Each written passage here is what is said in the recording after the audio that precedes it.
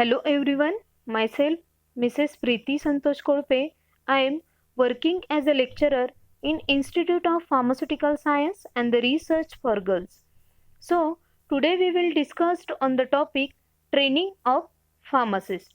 After watching this video, learner will able to know first what is mean by training, second why training is necessary for pharmacist means needs and the importance of training, third which points to be covered during training, fourth what is the objective of training, fifth what is the types of training, sixth which is the methods used in the training to the pharmacist, seventh what is the advantages of training. So first we will see the what is mean by exact training. Training is the scientific process of improving the knowledge and the skill of employee for doing a particular job. In short, training is an organized or the systematic process to increase knowledge, skill, ability, attitude of the candidates for to perform a specific job. Training is an organized activity through which people learn, acquire and adopt new skill and knowledge regarding to job.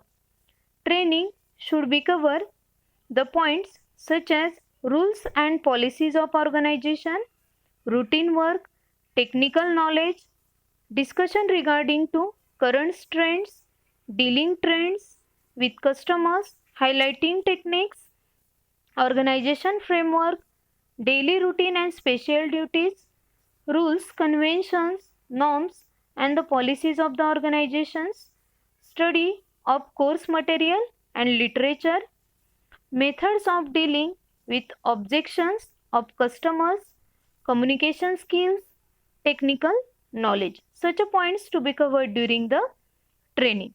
Then various objectives of the trainings such as the main objective of training is to bring about improvement in the performance of work. It includes the learning of techniques are required for the performance of definite tasks.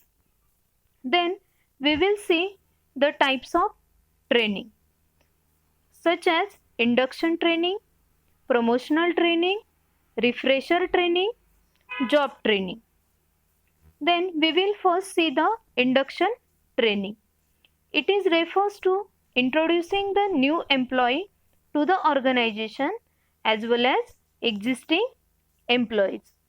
It also includes to introduce new concepts or modern methods. Then promotional training.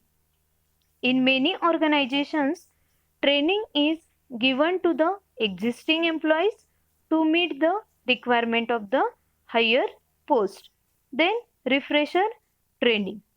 The training is given to the employee in order to update their knowledge with respect to the latest development in their respective field. For example, PCI Pharmacy Council of India organized various workshops in that to receive the occasional knowledge of the candidates. Then in the job training, the training is given to the newly recruit employees. The instructions are given by a supervisor to the new workers in that to improve the occasional and professional skill of the candidates. Then safety training. The training is given to the workers to handle the dangerous machines and material in order to avoid any fatal accidents. Then we will see the various methods of training. The two methods are used for the training the employee. First, on the job training.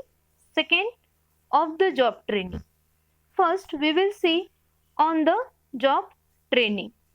It is a practical training given to the employees so that they can learn while working in the organization. They are having following types of training. First, coaching and counseling. Second, vestibule training. Give after selection. Third, apprenticeship training. Fourth, job rotation training. Fifth, understudy training. Means give to promoted employees. Sixth, special project training. Seventh, committee assignment. 8. Junior board. Then second method is the off the job training. This training is given by the lecturers, conference and seminar. Then special courses are organized for to the purpose of the training to the pharmacists. Then case study. Then role playing. Then sensitivity training. And the last one is the brainstorming. Then from the above discussion, we get the idea about how will you give the training to the pharmacist, its need, importance and the objectives and its method and the various advantages of the training, such as it reduces the wastage and the spoilage resulting in economic operations. It improves the knowledge and the skill of the employee, which bring in a higher productivity. Trained employees requires the less supervision. It helps the employees in their better career and future prospects by providing them new knowledge and skill.